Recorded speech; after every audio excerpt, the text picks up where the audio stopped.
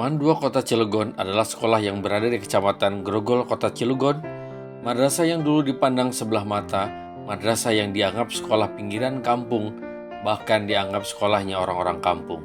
Namun berkat reformasi manajemen serta motivasi menjadi sekolah yang unggul, kini Man 2 Kota Cilegon menjadi sekolah favorit masyarakat di tengah era globalisasi, di mana masyarakat membutuhkan lembaga pendidikan bukan hanya pandai dalam bidang sains dan teknologi, akan tetapi butuh fondasi agama yang kokoh dalam menghadapi era yang penuh dengan ketidakpastian. Dan Man 2 Kota Cilegon adalah jawabannya. Pilihan itu tidak salah, karena sudah banyak lembaga yang memberikan penghargaan skala nasional dan internasional. Selain itu, proses pembelajaran yang mengedepankan sentuhan kemanusiaan serta adaptif terhadap perkembangan zaman mampu melahirkan alumni yang kompetitif, baik di dunia kampus, usaha, dan industri. Sudah tidak terhitung alumni yang diterima di perguruan tinggi negeri, bahkan mendapatkan beasiswa ke luar negeri. Dalam dunia usaha dan industri, alumni Man 2 Kota Cilegon mampu bersaing baik skala nasional maupun internasional. Semua itu diraih berkat kerja keras, kerja cerdas, dan kerja ikhlas dari semua elemen sekolah. Man 2 Kota Cilegon, sekolah lokal, kualitas nasional.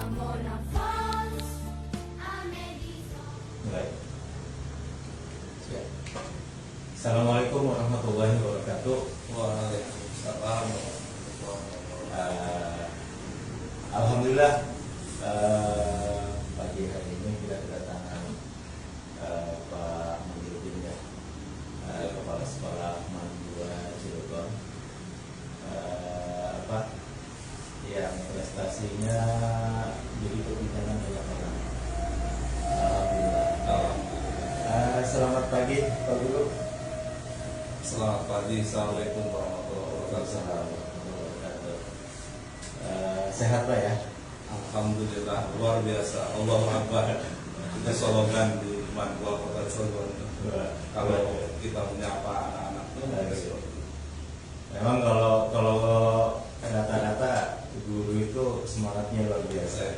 Alhamdulillah. Karena kalau gurunya tidak semangat, anak muridnya juga tidak tertular untuk semangat juga ya. Setuju. Kalimat itu setuju. Ya, ini terima kasih nih Pak Guru atas waktunya yang meluangkan waktu di Open Mind Sahabat Podcast. Ya. Ya mudah-mudahan obrolannya santai ya Pak ya. Ya santai, ya serius tapi santai, mudah-mudahan bermakna dan bermanfaat. Amin. Itu tuh yang tujuannya ini gitu ya. Alhamdulillah ini disupport oleh Aktivindo sama HIPI ya, Banten acara ini, dan alhamdulillah selama bulan Ramadan kita banyak kegiatan yang di dalam Ramadan Festival. Salah satunya 15.000 takjil, kemudian ada tausiahnya setiap hari, kemudian ada santunan anak yatim. Yaitu berkat teman-teman pengusaha terbuka, salah satunya dibantu teman-teman tinggi juga. Pak Guru, saya lihat sepak terjangnya luar biasa nih. Saya lihat ya, Man yang tadinya bukan apa-apa menjadi ada apa-apanya dan menjadi luar biasa. Saya tahu persis entah tahun berapa ketika datang ke sana kondisi sekolahnya gersang, panas, kemudian sekolahnya punten waktu itu kumuh juga gitu kan, sehingga orang ketika datang ke sana itu males gitu. Tidak tertarik, apalagi mau menyekolahkan gitu. Maka ketika beberapa tahun ini perubahannya luar biasa. Ya mungkin sebelum sampai ke sana saya sedikit menceritakan beliau Pak Muhyiddin ya, yang sekarang kepala sekolah Man 2 Cilegon, asli orang Cilegon. Ya ini alhamdulillah Ramadan Pak Guru ya, suasananya Ramadan. Biasanya kita sih menampilkan teman-teman ya, ada pengusaha, ada Pak kita lintas profesi sebetulnya. Maka saya pikir juga kemarin ya saya pengen ngobrol-ngobrol lah. Iya. Santai. Terima kasih juga nih udah diundang ke sini untuk ngobrol-ngobrol santai dengan Kang Sabah. Ya mudah-mudahan obrolan ini bermanfaat. Tentunya buat saya secara pribadi, mudah-mudahan ini jadi motivasi dan saya dapat ilmu dari acara ini. Amin. Ya. Saya berpikir untuk di bidang fisik, yang pertama adalah merubah bentuk fisik. Fisik dulu ya. Iya, karena orang kan yang pertama dilihat adalah fisik gitu ya. Jadi ada ungkapan kesan pertama. Betul, begitu. kesan pertama. Iya. Selanjutnya kesedaan. Iya, jadi itu kita mau granit aula seluas kurang lebih 400 meter itu bingung kan mencari uang. Iya. Tiba-tiba ada orang datang mau menyumbang gitu ya. Keramiknya itu. Iya, tuh. Pada saat itu nawarinnya keramik, tapi saya nolak. Oh, saya nggak butuh keramik, saya butuhnya granit. Kan aneh kan? Orang minta aja nanya gitu ya. Jadi Iya. ketika kita mau menaikkan standar semua fisik juga harus naik ya. Betul. Ya. Tapi saya yakin disitulah kekuatan Allah luar biasa kan. Saat itu saya mengajak kepada teman-teman Dewan Guru TU setiap malam untuk bertahajud, ya, memohon kepada Allah untuk diberikan kekuatan, untuk diberikan kecerdasan, untuk kepandaian, untuk membangun Mandua Kota Cilegon ini. Dan hampir berjalan sampai kurang lebih 3 tahun. Saya mengajak beliau-beliau itu untuk selalu salat tahajud. Setiap malam dulu kan belum ada WA, SMS ya. Kita SMS, mari kita bangun, kita doakan anak-anak kita biar diberikan kecerdasan, kepandaian. Dan di Mandua itu ada satu hal perbuatan yang sunnah menurut agama, tapi di Mandua diwajibkan. Itu ya. Itu juga muncul kontra, ya, yaitu puasa Senin dan Kamis.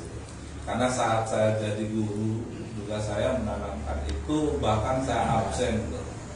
Sering saya menawarkan kepada anak-anak murid saya, pelajaran akidah akhlak nggak harus pandai, tapi kamu harus cerdas mendekatkan diri kepada Allah Subhanahu Wa Taala. Gitu. Tanaman kita seperti itu nanti, karena kita yakin alam jagat raya ini berada di genggaman Allah Subhanahu Wa Taala. Sebodoh apapun, sejelek apapun orang itu, kalau Allah yang sudah mau menakdirkan semuanya serba baik, tidak ada yang akan bisa menghalanginya. Begitu pula sebaliknya, kalau Allah yang tidak menghendaki, tidak ada satu orang pun yang bisa merubahnya. Itu ada nggak tantangan-tantangan yang harus diselesaikan ketika dia merubah menentangnya, resistensi menolak perubahan itu, sehingga mereka dengan seribu macam alasan lah ya. Kira-kira dari sekian kan dua, berarti dari sisi para guru, kedua dari sisi para murid, dan jangan lupa orang tua itu terkadang berperan juga gitu. Bagaimana itu, Pak? Ya nanti itu mungkin sunatullah ya. Iya. Ada yang pro dan kontra ya. Iya. Bahkan ada yang mau menghalang-halang itu kontra. Cuma saya prinsip orang yang menghalang-halang itu adalah pahlawan bagi saya. Oh gitu ya. Karena saya dipacu untuk betul-betul semangat, kemudian hati-hati, berupaya tampil yang terbaik. Kalau semua mendukung itu seakan-akan kita kan berdiri di atas kasur yang empuk gitu ya. Jadi pelajaran sesungguhnya di orang yang menentang itu ya. Iya, justru. Makanya betul juga ada pakar bilang gitu bahwa guru kita yang paling brengsek itu adalah orang yang memang membuat kita hebat, yang menentang kita, yang suka mengkritisi kita gitu. Betul. Itulah guru kita sesungguhnya. Iya. Dan silakan. ini saya rasakan sehingga dulu tuh awal-awal memulai, karena orang terkesannya kepada satu galak keras gitu kan. Itu sehingga image seperti ini kan membuat orang kurang simpati ya terhadap kita. Tapi kita buktikan bukan dengan ucapan ya. Ayo dari tahun ke tahun saya mencoba, yang tadi itu langkah pertama, membangunkan orang untuk melaksanakan salat tahajud ya semua guru dan TU untuk mendoakan. Kemudian yang berikutnya, saya itu sempat menantang kepada anak-anak yang daftar di MAN 2 Kota Cilegon, tulis di buku atau di kertas cita-cita kamu ingin jadi apa. Ya, mari kita buktikan asal Anda ikuti konsep saya. Ya, jadi yang pertama itu untuk mewujudkan anak-anak kita mampu mencapai cita-cita itu adalah yang pertama karena kita sadar orang itu tidak terlepas daripada dosa. Dosa yang paling banyak adalah terhadap orang tua. Maka saya panggil anak itu, kalau kamu ingin mencapai cita-cita kamu, mulai saat ini bertobatlah kepada orang tua kamu. Mohon maaf, ya, dengan cara tadi itu mau berangkat sekolah cium tangannya, ucapkan, Bu, Pak, doakan saya agar saya bisa menempuh ilmu dengan baik dan benar. Setelah pulang pun demikian. Bahkan ada yang ekstrimnya gitu nanti. Kalau perlu cuci kaki orang tuamu dan pakai untuk membasuh mukamu air bekas mencuci kaki orang tuamu itu satu wujud. Kemudian dalam konsep agama kan jangan pernah mulai saat sekarang ini mengatakan kepada orang tua. Karena ridhonya Allah itu adalah ridhonya orang tua. Ridhonya orang tua adalah ridhonya Allah Subhanahu wa Ta'ala. Dan ini bisa dibuktikan ya, setelah tobat kepada Allah, kepada orang tua, kemudian bertobatlah kepada Allah. Salah satunya adalah ayo puasa Senin dan Kamis. Itu jadi udah seperti pesantren aja ya. Iya, jadi gitu. Makanya mimpi saya itu MAN 2 harus menjadi boarding school, dan alhamdulillah kemarin tahun 2020 kita dapat bantuan membangun asrama ya. Dan tahun ini juga mendapatkan bantuan asrama, insyaallah minta doanya. Dan karena kita lanjutkan ya, konsep yang tadi itu baru satu, ada bertobat kepada orang tua, bertobat kepada Allah, dan yang ketiga bertobatlah kepada guru. Karena ini posisi ini adalah tidak bisa dipisahkan satu di antara yang lainnya. Saya yakin berani taruhan ya. Baru setelah itu tadi ya, setelah memang kita mengadakan pendekatan secara religi, harus ada usaha. Bikinlah jadwal, schedule hidup gitu ya. Dari sejak bangun tidur sampai tidur kembali, dan konsistenlah dengan apa yang telah dijadwalkan. Itu itu antara itu yang pertama kali di ini ya. Jadi meminta bantuan Allah agar memang betul perubahan itu memang terkadang harus dipaksakan atau kita memaksa diri kita, tapi lebih seimbang lagi ketika kita memaksa diri kita sambil meminta pertolongan Allah. Ya. Kemudian ini Pak Guru, kan MAN 2 Cilegon itu kan tadinya bukan apa-apa ya. Tentu perjuangan untuk merubahnya ini kan tidak mudah. Dan saya melihat langsung dan juga mendengar, karena memang tetangga itu hebohnya pada saat naik itu adalah Herawati itu ya. Herawati anak tukang becak masuk ITB. Dan sekarang terbukti yang tadinya mungkin hanya di UIN ya. Jadi sekarang sudah menyebar ke perguruan tinggi negeri, bahkan lebih dari 50%. Apa yang terpikir sama Pak Guru ketika ada anak muridnya masuk ITB ya, ada orang yang memang tidak punya untuk bisa jadi contoh bagi yang lain gitu kan. Karena paling enak itu melihat contoh yang sudah diambil atau bukti ya. Orang ngomong seperti apa berbusa ya kan. Seringkali orang nggak percaya kalau nggak ada buktinya. Tapi kalau bukti itu biasanya suaranya 1000 kali lebih keras daripada di pembicaraan itu. Yang mungkin Pak Guru rasakan seperti apa waktu itu sehingga bisa memicu untuk jadi contoh Iya. murid-murid yang lain? Jadi saat itu saya selalu mencoba untuk mengadakan apa ya, terobosan-terobosan yang memang jarang orang laksanakan. Jadi problem solving lah ya. Iya betul, itu membutuhkan keberanian.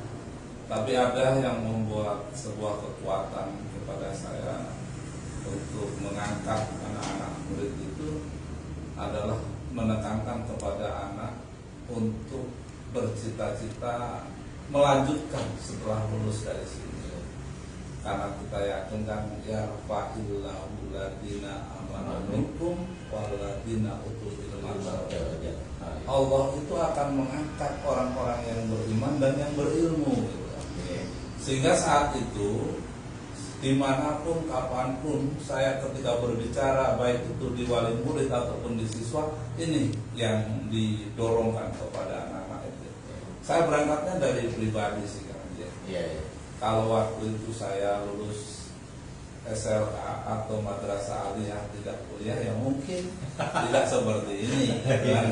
Tapi semua sudah ditentukan sama Allah. Iya, walaupun itu adalah sudah ketentuan Allah. Iya. Ya. Akhirnya saat itu saya tahu bahwa siswa-siswi di Mandua Kota Cilegon itu latar belakangnya adalah orang-orang menengah ke bawah, yang ekonomi lemah.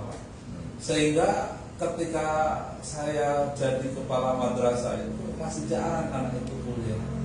Dan Allah betul-betul memberikan jalan, ada sebuah program dari wali kota Cilegon yang amat sangat bagus, namun sekarang itu dihilangkan, adalah memberikan insentif kepada anak-anak yang bisa masuk ke perguruan tinggi negeri 5 juta. Oh itu ya? Iya, ini yang menolong, karena kan ketika sudah duduk di perguruan tinggi, di sana banyaklah beasiswa itu kan. Nah, dari sana alhamdulillah anak-anak kami itu amat sangat tertolong, sehingga banyak semangat anak-anak yang ingin maju ya, maju mendaftarkan. Tapi memang waktu itu ya masih sebatas di daerah Banten saja ya, Serang terutama kan ya di IAIN atau di UIN itu.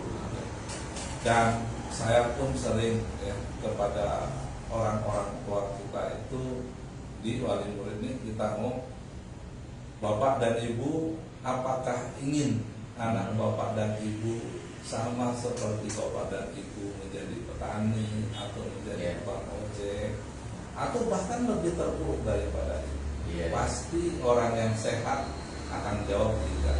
Justru anak kita harus lebih. Kalau lebih, mari sekarang kita bismillah, tunjukkan bahwa Bapak dan Ibu adalah orang yang semangat untuk menyekolahkan anak, untuk mengeluarkan uang demi anaknya. Soalnya dulu tuh susah kan nanti. Kalau disuruh membayar sekolah mah dia tidak punya uang. Tapi kalau coba ditawarin ada kebun murah, ada kambing murah, ada tanah murah, ngebeli gitu. Memang penyakitnya sebagian besar kali ya. Jadi saya mengalami banget kan, ketika untuk madrasah orang tua kita itu eman. Betul, ya kan? Betul. Tapi ketika untuk sekolah SD dipaksa dengan itu pun dia mau. Ini yang barangkali perlu kesadaran para orang tua bahwa pendidikan madrasah tidak kalah pentingnya dengan pendidikan. Betul banget sih. Di awal-awal saya nggak jarang mendengar kalimat minta maaf ya Pak, belum bisa bayar di sini karena buat bayar adik kakaknya yang di STM gitu kan. Dalam hati sakit kan ya. Mendengar kalimat itu berarti kan memandang nih sekolah kita kan sekolah gratis. Jadi semuanya pengen semuanya gratis. Jadi seolah ilmu semua orang tua lepas tangan aja gitu ya. Madrasah identiknya udah ini kan madrasah katanya. Ya tapi kesini terus para orang tua pun menyadari betapa istimewanya sekolah di madrasah atau belajar di madrasah nanti. Dimana saya tidak ingin menjelekkan pendidikan umum ya. Betul. Tapi mari kita lihat fakta. pelajaran apa yang ada di SMA atau di SMP atau di SD yang tidak ada di MAN? Pelajaran apa nih? Jadi semua ada ya. Iya. Ketika pelajarannya jauh lebih banyak, Iya, lebih berarti banyak. waktunya Juga lebih banyak. Apa tidak kejenuhan sama murid-muridnya, sama siswa? Alhamdulillah selama ini tidak. Iya. Kita bandingkan lagi pelajaran biologi di SMA ada, di MA ada, matematika ada, fisika ada, kimia ada. Tapi punten nih, apakah ada di SMA atau SMP pelajaran bahasa Arab, Quran hadis, fikih, akidah akhlak, sejarah kebudayaan Islam? Tidak ada kan? Makanya secara teorinya juga, kalau anak MAN mau pindah ke SMA, tidak ada dasar SMA untuk menolak.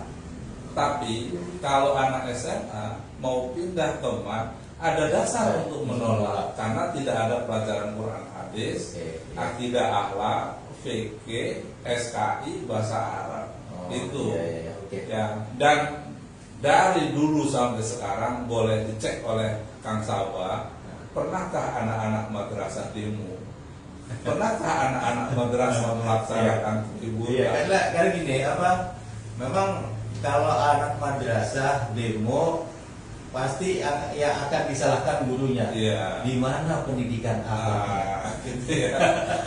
Walaupun sebetulnya mereka berhak juga, punya hak juga untuk demo. Ketika memang ada ketidakadilan gitu kan, ada sesuatu yang memang menurut kacamata umum banyak orang itu tidak sesuai lah, mungkin berhak juga sebetulnya. Tetapi barangkali karena ada pendidikan akhlaknya ya, akhlak Islami ya, maka mereka lebih membuktikan untuk menjadi yang terbaik kan. Oke, Pak Guru, jadi kembali ke masalah tadi perubahan ya. Kan yang pertama itu perubahannya meminta kepada Allah. Dengan sholat tahajud, sholat duha, puasa Senin Kemis. Jadi itu secara tidak langsung menyamakan persepsi para guru. Ya kan? Yang kedua, kita ada perubahan yang memang ikhtiar kan ya, ada usaha. Itu berapa lama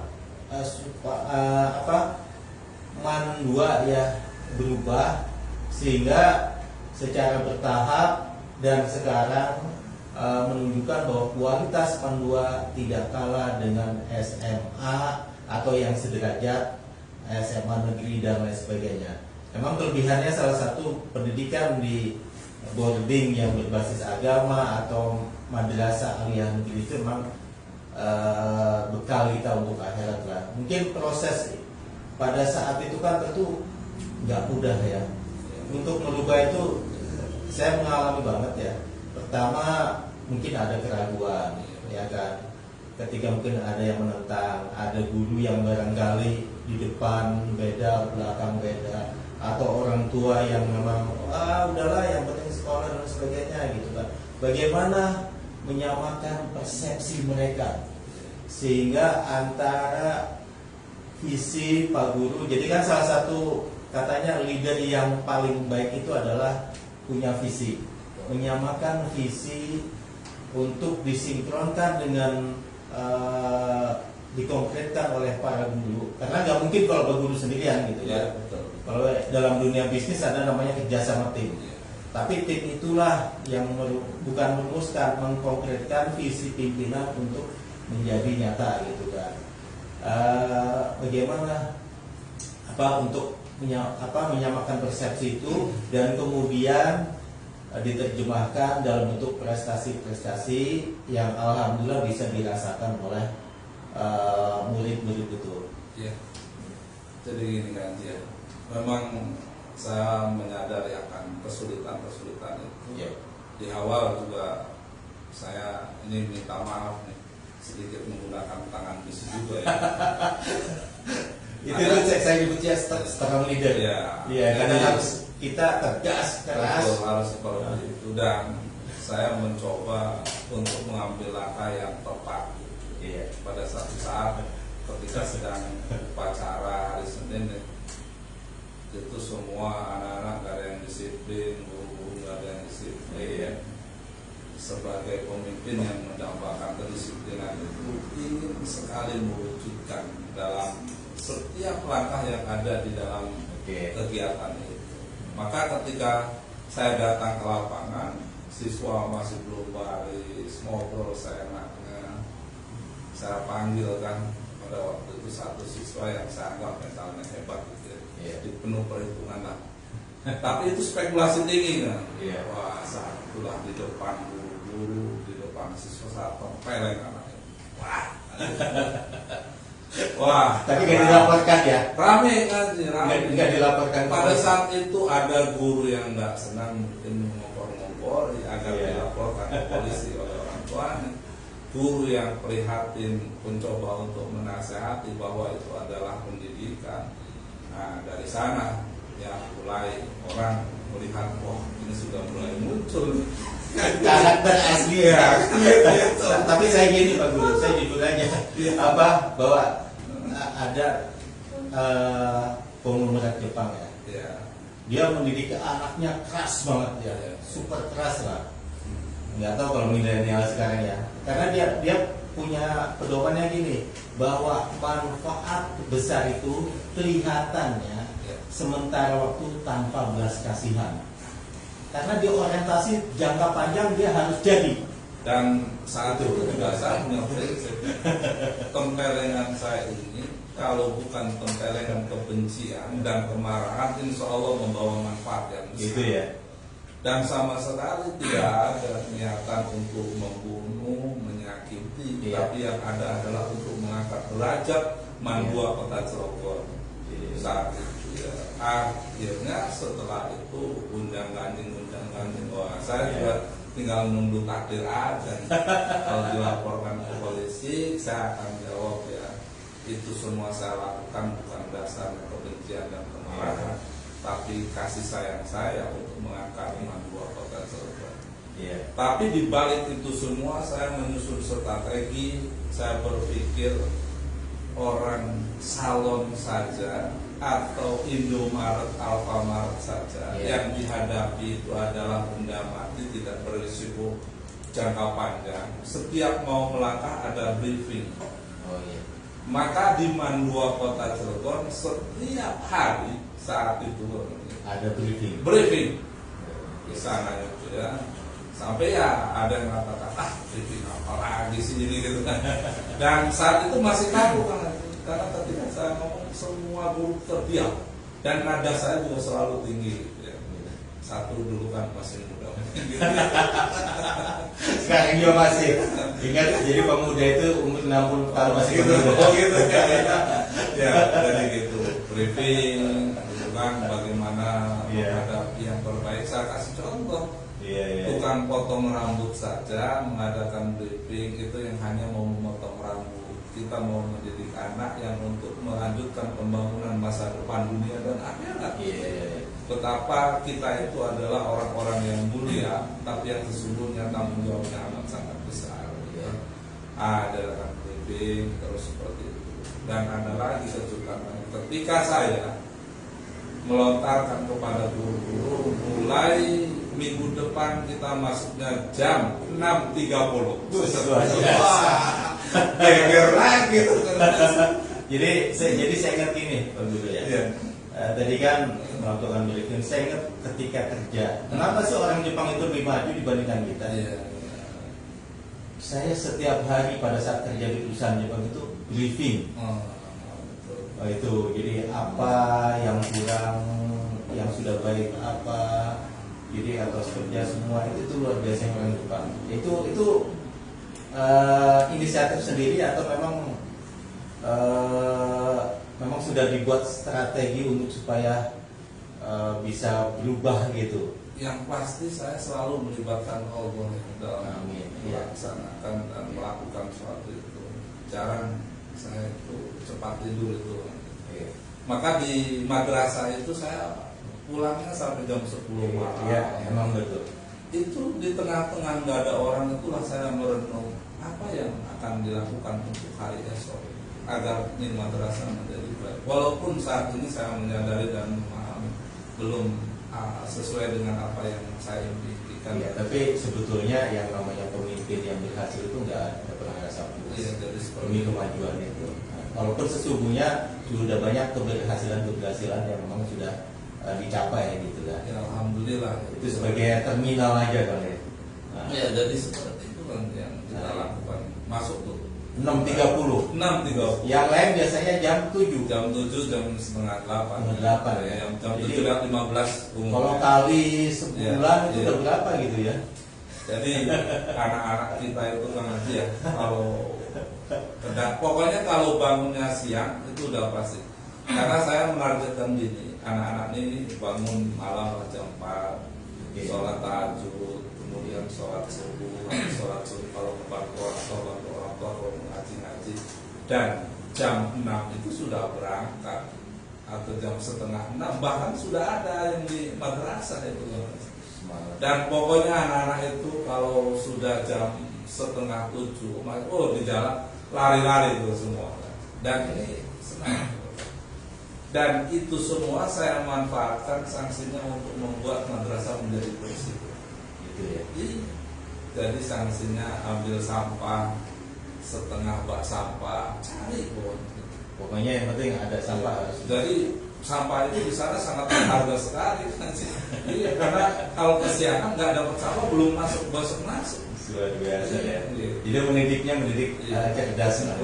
Ketika sampah sudah nggak ada, apa lagi? Oh, terpikir lagi. Oh, suruh baca Quran 1 juz yang Oh, itu ya. ketinggalan. Nah itu juga. Iya. Jadi kalau sampah kan sudah nggak ada nih, Iya. susah ya. Jadi kasihan kan menyiksa nyari-nyarinya gitu. Udah diganti.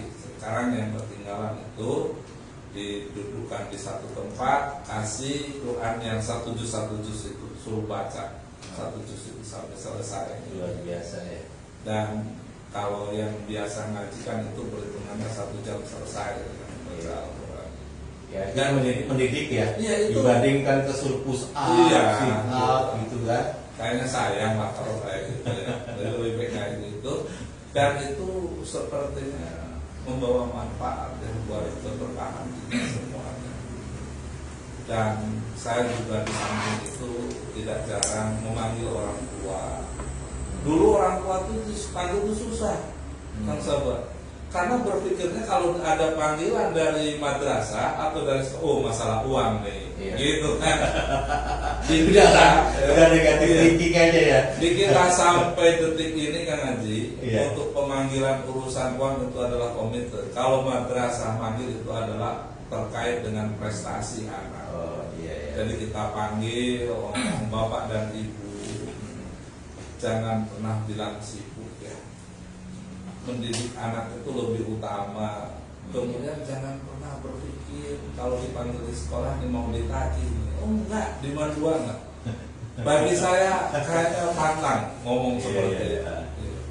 Jadi akhirnya dipanggil, kasih pengertian. Kita tanamkan lagi Iya. ke wali murid itu, bapak dan ibu ingin anaknya cerdas. Ikut dong puasa Senin Kamis, jangan nyuruh doang gitu kan. Jadi berusaha untuk percaya diri, iya, dari dalam ya. Iya, karena tadi itu kita sudah punya kedekatan spiritual, tinggal kita tarik Allah Subhanahu Wa Taala. Sampai saya ngomong kepada anak, Anda punya hak untuk menagih janji kepada Allah Subhanahu Wa Taala. Kalau Anda sudah yakin bahwa Anda sudah melaksanakan, sudah berusaha ikhtiar secara benar, gitu lah, seperti itu. Wajib kita menagih kepada Allah. Ya, jadi yang dilakukan sebetulnya ini transformasi atau reformasi nih? Ya sepertinya sih dua-duanya ya. Kita itu laksanakan karena tadi itu sih saya tidak pernah alergi masukan dari manapun, kritikan dari manapun. Bahkan kalau ada guru yang punya ide ya. ayo laksanakan. Karena memang salah satu katanya syarat pemimpin itu mau mendengar ya. Iya betul. Iya. Kalau terlalu PG sendiri itu overconfidence ya. Katanya ada juga bahasa ini nanti. Ah, Pemimpin yang sukses itu adalah pemimpin yang merasa bodoh. Oh iya. Iya. Oh itu ya. Iya. Betul. Soalnya gini, kalau orang yang merasa pintar itu semuanya dipegang sendiri. Iya. Tapi kalau yang merasa bodoh, oh dibagi-bagi pekerjaan itu nanti. Iya. Kalau semua dipegang sendiri capek. Iya capek jelas. Jujur aja dulu orang sekarang banyak ingin sekolah ke Mandua. Ya kan, yang saya dengar banyak kecewa gitu kan, Iya. karena sebelum penutupan Mandua udah selesai. Iya. Apa nggak ada untuk membantu mereka, keinginan untuk membantu mereka untuk menambah lokal sehingga akhirnya sampai 300, 400 gitu kan? Kan bisa aja kuantitasnya banyak, kualitasnya kan jadi tetap standar kan gitu. Artinya bagus lah ya. Karena kan kalau kita sudah punya SOP, biasanya SOP itulah yang menjadi dasar kita untuk bisa berbuat sesuai dengan standar itu. Cuma gini ya, kalau di Kementerian Agama, Ya. sekolah negeri atau madrasah negeri itu punya kewajiban untuk membimbing, mendampingi madrasah yang swasta. Oh gitu ya. Di lingkungan kita itu atau di Mandua itu ada anggota KKR juga istilahnya, kelompok kerja madrasah atau madrasah-madrasah swastanya ada 9. Kalau kita tidak membatasi itu sama artinya mematikan binaan kita. Walaupun saat ini ada mimpi saya yang belum tercapai, itu adalah ingin sekali anak kami itu bisa masuk ke jurusan kedokteran di perguruan tinggi yang hebat. Itu ya. Mimpi saya, makanya kemarin saya juga ketika sempat bertemu dengan Pak Wali Kota, Bapak Herdi ya, berharap adanya Fakultas Kedokteran di Kota Cilegon dari Untirta itu tolong dipertahankan, jangan Ya. sampai Sekarang boleh sudah pindah ada. Ya. dari Kota Cilegon. Iya, iya. Karena kota yang sudah dipenuhi dengan lembaga pendidikan itu kecerdasannya juga akan berbeda. Betul Jadi sekali. prestasi Mandua yang dibanggakan dengan saya itu adalah kalau dari sisi akademiknya adalah bisa memasukkan anak-anak kita ke perguruan tinggi negeri yang dianggap hebat di Indonesia. Kalau untuk prestasi ekstrakurikuler, pramukanya juga pernah nasional.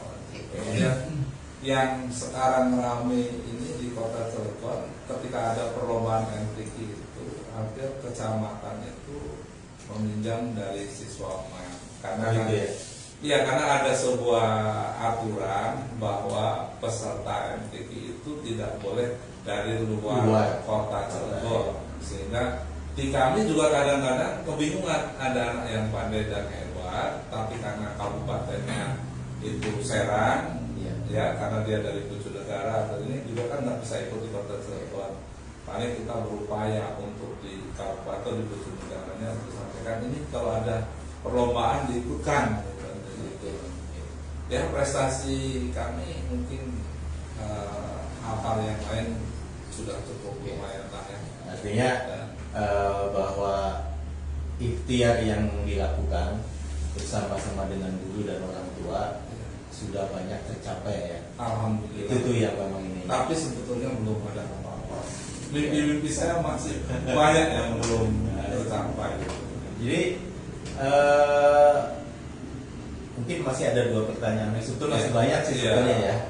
Agak nyerempet-nyerempet dikit sebetulnya awalnya sih, tapi kan waktunya sudah ini. Iya kan. Pendidikan ini kan yang paling pertama adalah karakter ya. Betul ya kan. Sejauh mana sih di Mandua itu mendidik anak-anaknya supaya mempunyai karakter baku, baik dan kuat. Tadi dulu kan kalau Itu salah di satu. lembaga kami adalah pendekatannya akidah dan akhlak. Itu yang paling ini ya. Akidah dan akhlak. Ketika orang akidahnya sudah benar dan bagus, insya Allah Akhlaknya juga baik. baik. Dan tidak ada alasan bagi orang yang berakhlak baik tidak berakidah baik gitu. Iya. Maka ini tanaman yang paling utama.